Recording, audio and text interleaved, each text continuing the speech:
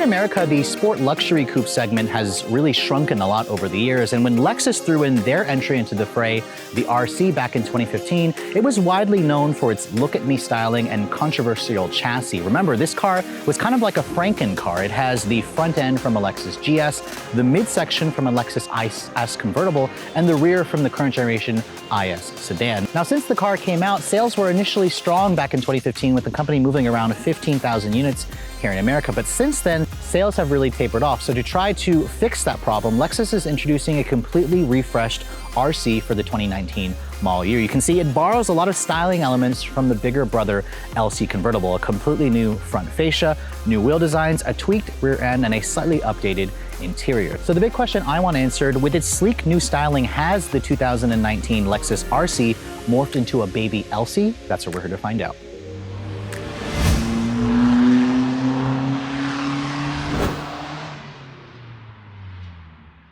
So this particular RC is actually a special RC because it's the only one in the lineup that's turbocharged. When you lift up the hood, it even tells you it's turbocharged right there. But before you get too excited, no, this is not a twin turbocharged V6 that you find in the flagship LS.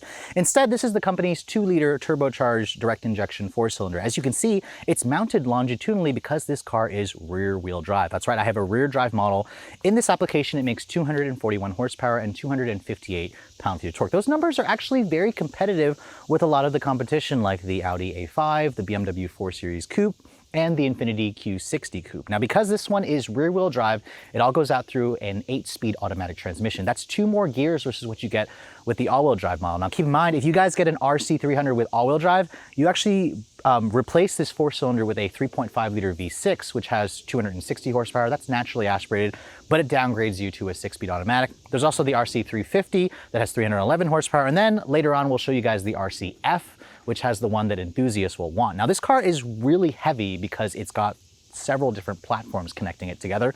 This one, as it sits, weighs around 3,700 pounds. Now, surprisingly, my tester actually also has the Torsen limited slip differential in a car that weighs, or that only has 241 horsepower. Why bother? But hey, it was only 390 bucks. Paired with that 8-speed automatic, Lexus says you should get to 60 in around 6.9 seconds. But enough about the underneath the hood.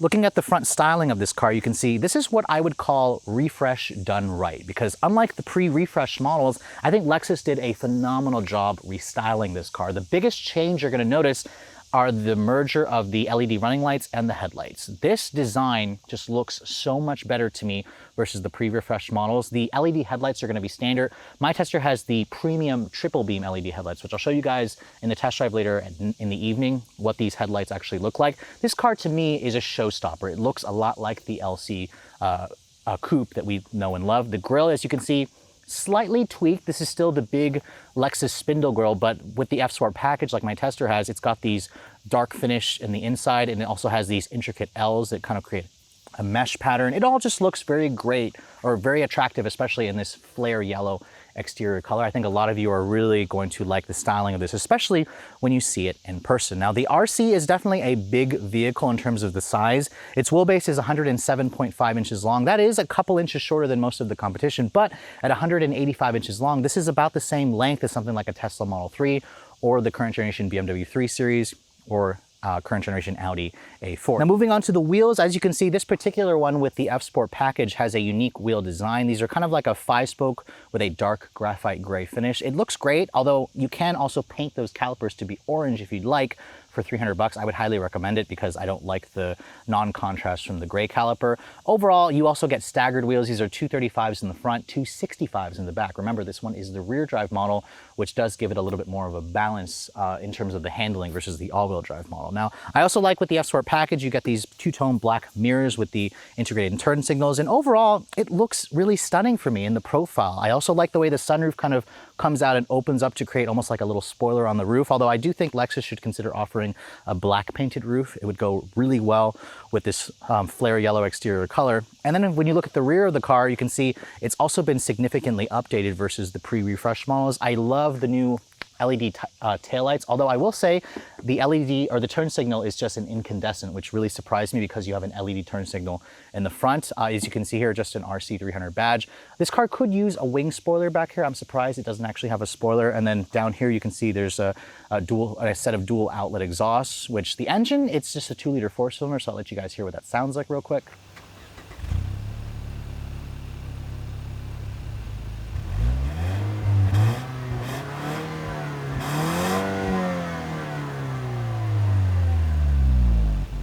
And as you can see, this car has a Fast and the Furious look on the outside, but on the engine department, it needs a little bit of help. Now the trunk capacity, this is a luxury coupe, so when you open up the trunk, you get around 10.4 cubic feet of space. Now that number is pretty small compared to the competitors, but I will say when you actually look at the trunk, it does have a very large opening. It's very deep, it's very usable. And then when you look underneath the floor here, Lexus actually does give you a temporary spare tire with a matching yellow color for the spare wheel. So once you're done oogling over the exterior of this thing, Lexus is really known for their interiors and how they coddle you with luxury. So let's move on to the inside and see all the changes that Lexus has made. First things first, here is the current Lexus key fob.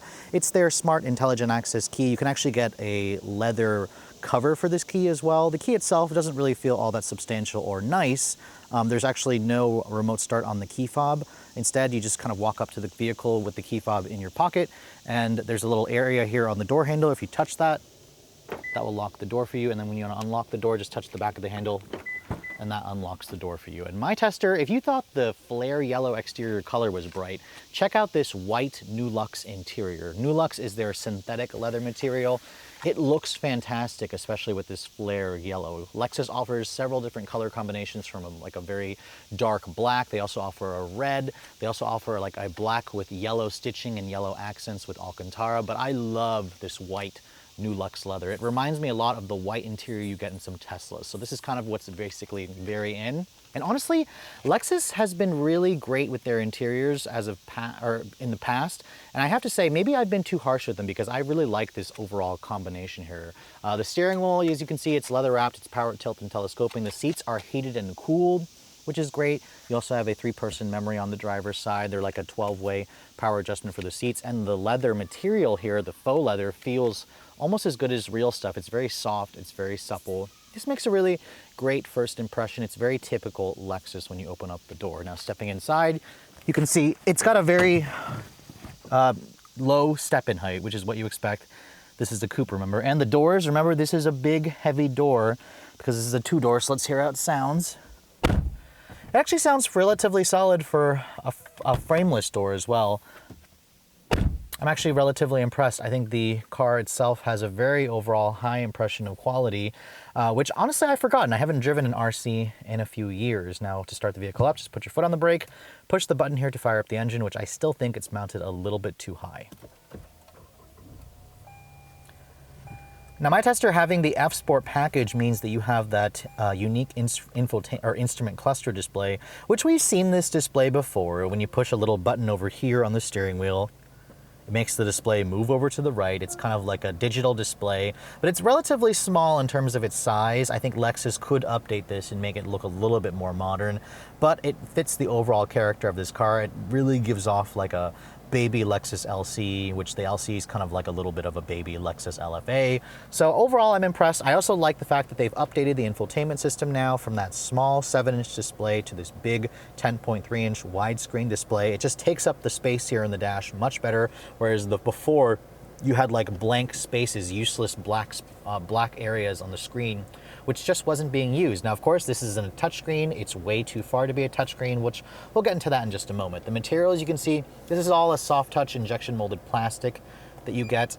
It's also soft touch on this upper portion. There's some real Nulux stitching here over the instrument panel hood, which is nice.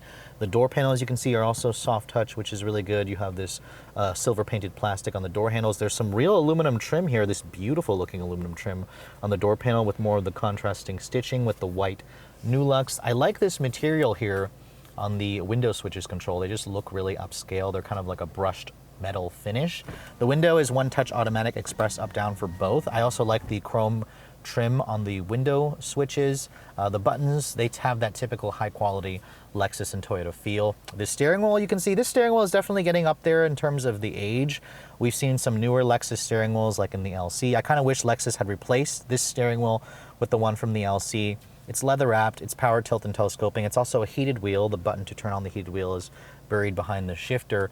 And then you also get paddles on the wheel as well. And then you have that old cruise control stock. This car does have their Lexus safety system, but not the 2.0. It's the older Lexus safety system. Now, going over here to the display, it's still controlled by this horrible mouse pad, which has haptic feedback. And it does, unfortunately, take some getting used to. It requires you to take your eyes off the road. It's just not quite fast enough for my taste. Thankfully, the one thing that Lexus has added for 2019, standard Apple CarPlay and Amazon Alexa. Sorry, Android users, still no Android Auto, but this does make it much more usable. Again, you still have to use this stupid mouse pad to kind of scroll around, but you can, as you can see, you can pull up Waze. It takes up the entire 10-inch display, which is really great. So really love that. And then if you'd like to, you can just go back to the regular Lexus infotainment system. This is their older map head unit, very old.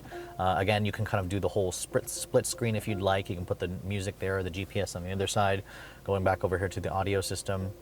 This, again, all just takes some getting used to. It's kind of a pain in the ass at times to use this, especially while you're driving. And then again, you can kind of have both music sources there. Usually what I'll do is I'll have music and I'll have the GPS information over there, but I prefer the north up view, which you can kind of adjust there. So again, the infotainment interface is still very old, but the fact that they've added Apple CarPlay makes this a little bit better. But the one thing about this car that I like, Lexus gives you a volume knob and a tuning knob, which is great, because if I want to just kind of change my music station, I can just use the tuning knob instead of having to go through this stupid mouse pad here and adjust things. So this makes it a little bit nicer. You can see it's got dual zone climate control. It's controlled via this little slider wheel, which again is a good idea, but this is definitely starting to look a little bit dated, especially when you look at the crunchy graphics over there. I'm surprised that Lexus really highlights the CD slot. Some of you have noticed that on the Instagram photo that I posted with this car, and it definitely makes this thing look like, it almost looks like a cassette slot. I mean, Lexus hung on to a cassette player for years, and now they're really holding on to a CD player. So if you guys are looking for a CD player, the RC300 still has that. Now over here you can see it's got heated and cooled seats, 3-level heated and cooled seats. When you put the vehicle into reverse, just a standard reverse camera. It doesn't even take up the entire length of the screen, which is disappointing, but it has trajectory, as you can see, which is good, but no 360 camera, no heads-up display either. Surprised that Lexus isn't offering that, considering you can get a heads-up display and a 360 camera on a Camry, so kind of keep that in mind. The drive mode selector is over here. That's Sport mode. This is Sport Plus. Remember, the F Sport package gives you the Sport Plus option because it has the adaptive dampers. Twist it over to the left and you'll go into an Eco mode.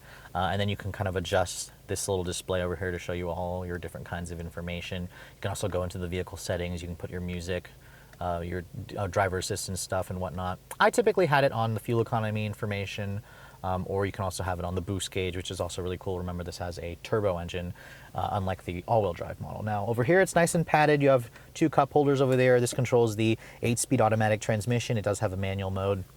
It does have paddles on the wheel. It's a very traditional old school shifter with a gated shift gate, which a lot of you would like, especially if you're used to, what you're used to driving. I like how it's the soft Nulux material here.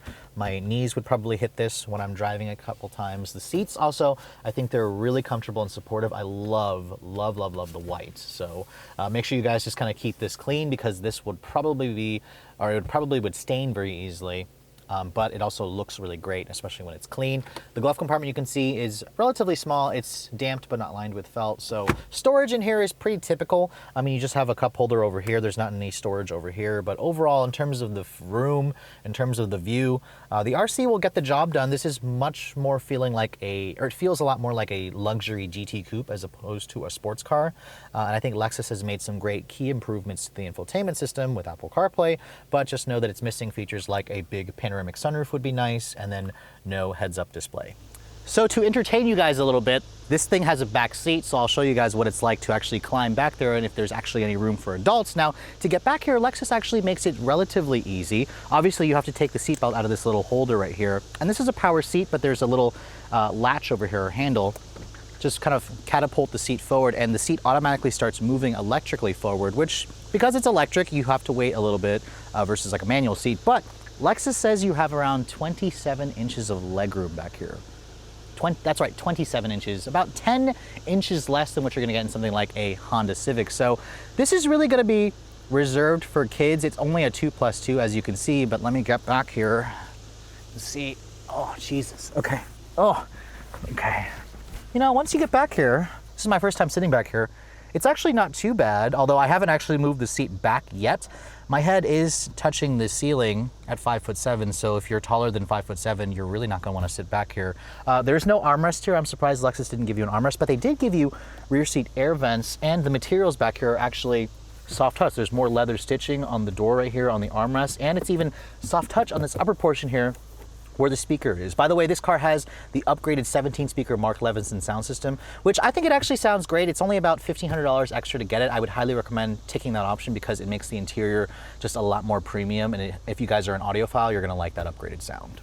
So one of the benefits of doing the driving portion for these vehicles at night is being able to show you guys what the lighting situation is like in here. And I have to say, Lexus probably has one of the weaker in terms of accent lighting, at least for me in this model. Remember, this car is pretty old, but as you can see, it's right before 8 p.m. here in the DC area. You push this button over here, it makes the gauge pod move over to the right, which is still pretty cool, although that screen looks like it could use an update because it's just looking a little bit too small. There's just very little in terms of accent lighting in this car. Like, I would like to see some kind of multiple color LEDs that you could change and customize. It's a little bit soft in here, but that gauge, the tachometer, you can see is white. If I push the center button here, it changes colors to just a black background. Click it over to the right again and it turns back to the white. And that's also when it activates the sound control. Like over here on the left side, there's a little dial that says ASC, which stands for active sound control. When that dial is pushed, or when it's in sport mode, this thing is amplifying the noise. And I'll have to also say that Lexus doesn't really do a good job with fake engine noises. The worst car that I drove earlier this year was the Lexus UX 250H, which just was horribly inaccurate in terms of the noise. This one just sounds very synthesized, but at least the tach needle is actually moving in unison with the engine and how it's changing its revs.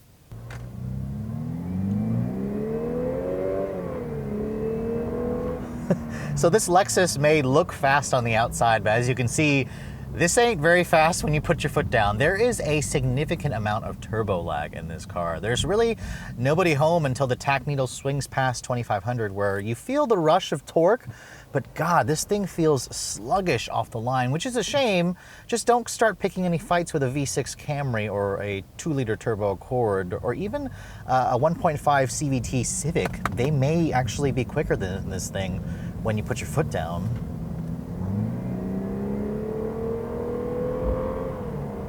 You can hear that active sound composer, which tries to really make the engine sound better, which is good because it doesn't sound like anything from the outside of the car, as you guys heard. God, come on. I mean, Lexus says 0 to 60 in around 7 seconds, and that is, it's crazy how we live in a world where that is just not enough power. I mean, in today's world, you expect a sport coupe like this to get to 60 in under 6 seconds. That's really kind of the norm. That's what you're gonna get from like a BMW 4 Series, an Audi A5. The Infiniti Q60, I haven't driven the 2-liter turbo, but I hear that one's also kind of sluggish. Now, the one thing where the LC, or the RC, I keep calling this thing an LC, really shines is the ride quality. Lexus built a GT car. When they went to design this car, even though it looks like Fast and the Furious, this thing has a very comfortable ride quality. It's very quiet in here. It's very serene. The visibility in here is decent.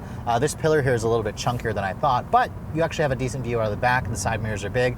Lexus's safety system is standard in this car, so it's kind of like the Toyota drive safety systems, where you have the lane departure alert, forward collision warning, you have adaptive cruise control is standard, but this is not the 2.0 system, so it's not the Lexus safety system 2.0 where it has the active lane trace, so this will just kind of beep and buzz the wheel whenever I cross the lane. Now, the lighting in this car is pretty soft, so some of you may prefer that. It's got all LED lighting in the cabin with these touch-sensitive controls at night, which is pretty cool. The headlights, these are the triple beam LED headlights, and I'm surprised to say for $1,100 extra, they don't seem like that much of an improvement in terms of reach for the light when you're driving this thing at night. They don't even swivel. These aren't adaptive headlights, which surprised me. They should be at this price point.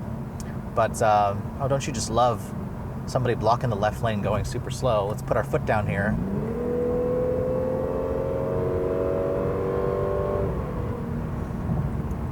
But yeah, I mean, I'm pretty disappointed. Now, I know that the 6-cylinder is faster. You're gonna get to 60 probably about a second quicker with the 6-cylinder, but you really gotta go for the V8 if you guys want all the power. Now, the one thing about the RC though, the steering in this car is actually decent. Lexus does a good job with tuning the steering in this car. It provides good heft, decent feedback. The suspension also is soft, even in its Sport Plus setting right now. This one has the adaptive dampers. It's not gonna beat you up in the Sports Plus setting. Even with the 19-inch wheels, you can easily daily drive this thing. The seats are very comfortable. It stays very quiet in here. The transmission, it's the Lexus designed 8-speed, and I will say the paddles are kind of a disappointment. They shift very slowly. When I start pulling the paddles, yanking it, I expect it to shift like that with the snap of the finger, and it doesn't. It's just very laggy. It's very slow. So you're rarely going to play with the paddles in this car. It kind of reminds you that this is a GT car. At least this particular engine is a GT car. Now, obviously, the RCF is going to be a little bit of a different story, but it will leave you feeling wanting. So I would highly recommend at least going for the 6-cylinder version. Now, taking this exit ramp here, let's test the handling a little bit. The car definitely feels heavy. The suspension does feel soft, but the steering does talk to you, so it gives you a fair amount of confidence, but she's no track car, that's for sure. This thing feels like a pig. So for the next generation, Lexus really needs to put this thing on a diet. Lord, come on. Oh my God, this car is sluggish. I mean, once it gets going, I guess it's fine, but off the line, that turbo lag is just really awful. So get the 6-cylinder at least. This, I was having a little bit higher expectations, high hopes for the 2-liter rear drive model, but it just kind of left me feeling a little bit disappointed because it does feel sluggish for a luxury sport coupe. But the rest of the experience with this car is still a pleasant one. I mean, I do like the larger 10-inch display. The steering wheel is dated as it is. At least it's heated and it feels good in your hands. And overall, this car feels luxurious enough, but it's begging for more power, which is exactly why Lexus offers this thing, you know, with better engines. Would a manual transmission be better in this thing? Sure, but I mean, let's be honest, nobody buys stick shifts anymore, especially in a Lexus. So this is still a very comfortable GT car, but it's definitely no sports car. So I would like to see, you know, Lexus, if they do decide to come out with the next generation of this thing, make it a little bit more focused on sport and a little bit less on the GT aspect. I will say that the triple beam LED headlights, the intensity here, I can tell it's a much more intense, deeper like stream of light, but it doesn't really extend far enough. This car doesn't offer any fog lights, and again, they should be swiveling headlights, especially with them asking $1,100 for this. So when Lexus first introduced the RC about 4 years ago, its performance really didn't match the go fast, Fast and the Furious looks. And I have to say, after driving the 2019 model, that is very much still the case, unless you guys go for the RCF. What Lexus really did improve significantly for this 2019 model is the exterior design. This car seriously turns a lot of heads. It really has a unique design that I think will continue to look good. I think Lexus addressed a lot of the issues that I didn't particularly like about the styling. They also made the interior look a little bit nicer. I like the 10-inch display with the Apple CarPlay. I love the white Nulux leather. This whole color combination really just speaks to me, and I'm really disappointed with the fact that the engine, the 2-liter specifically in this one, is kind of a letdown because, you know, if you drive the 2-liters from a lot of the competition, like I just drove with 330i, it's actually not that bad in terms of performance. So I think Lexus needs to do something with the tuning of this engine to just give it more of a stronger feel as opposed to it feeling a little bit sluggish, which is how I felt most of the times when I was driving this thing. Now, speaking of which,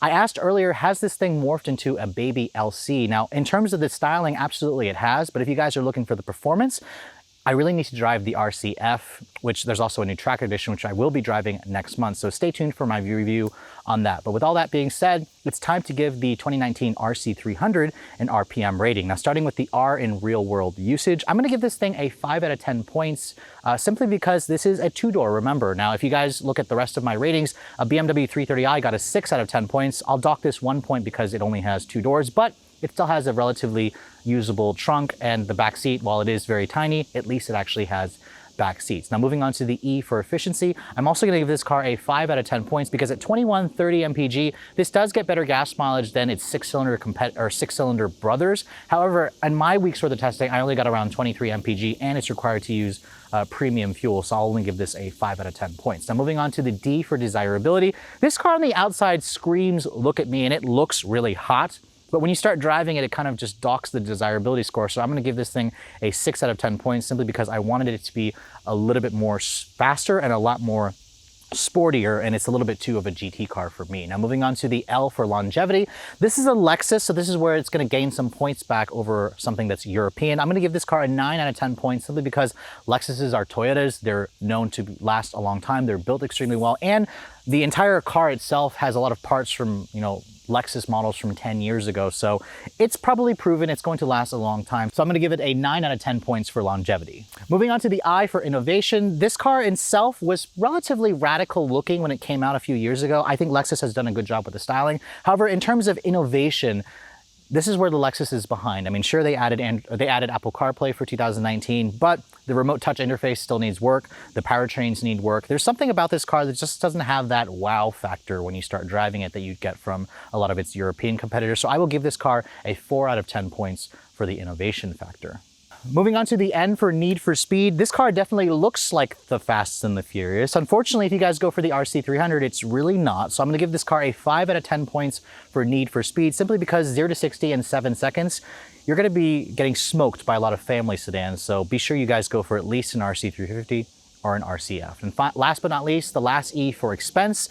Lexus in general, they tend to have a little bit more value than some of the competition. This car starts at $41,000, a little over $41,000 for this model. Add about $6,500 for the F-Sport package. My tester, with most of the options you can get on a rear drive F-Sport model, stickers for around $53,000. And that's where the RC is going to lose a little bit of points here. I'm going to give this car a 6 out of 10 points for expense, simply because at $53,000, you could get something like a Toyota Supra, which offers way more performance. Granted, the two cars are completely different, but I will say there are a lot of options for over $50,000. Now, when you add it all up, you get a total score of 40 out of 70 points. That does make the RC lower scored than what I gave a BMW 330i, only by like 1 point. So it shows that Lexus really can build a great car. They just need to improve certain aspects in terms of the need for speed, in terms of the desirability, in terms of the innovation factor, and they could easily surpass, you know, a lot of the latest from Germany. But I hope you guys have enjoyed my full overview on this 2019 Lexus RC300. If you're also looking to see the latest cars I'm testing, be sure to follow me on Instagram at redline_reviews. Like us on Facebook, and as always, guys, please keep subscribing to the Redline Reviews YouTube channel for all the latest reviews. Thank you so much for watching. I'll catch you all in the next video.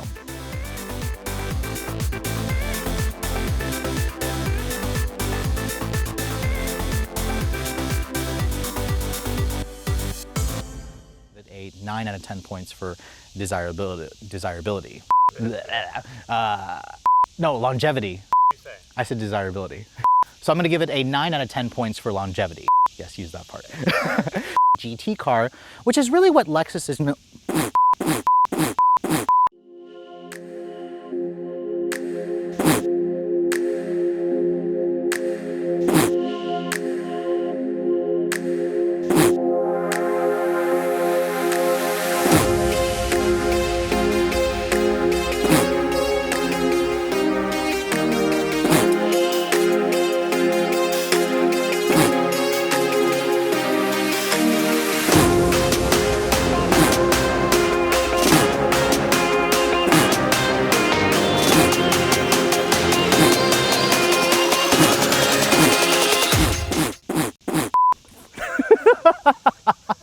There was a butterfly that landed on my mouth.